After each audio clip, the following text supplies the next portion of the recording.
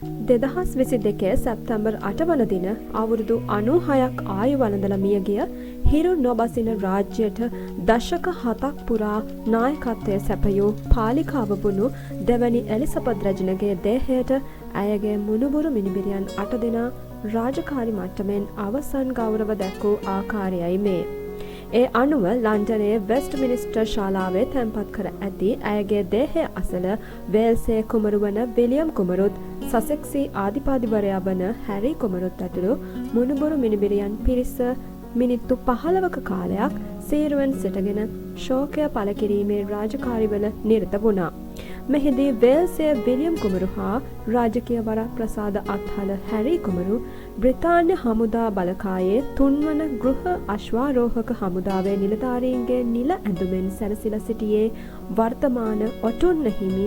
තුන්වන චාල්ස් රජුගේ ඉල්ලීමකට අනුවයි. එම කටයුත්තේදී ඔටුන්න හිමි විලියම් කුමරු රජුගේ දේහය තැන්පත් කර ඇති පෙට්ටියේ හිස තිබෙන පැත්තෙන්ද හැරි කුමරු පාදාන්තය පැත්තෙන්ද සීරුවෙන් සිටගෙන ගෞරව දැක්වුවා. මේ අතර රජුගේ අනෙකුත් මුණුබුරන් වන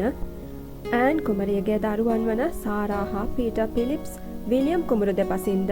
හැරි කුමරුගේ දෙපසින් එඩ්වඩ් කුමරුගේ දරුවන් වන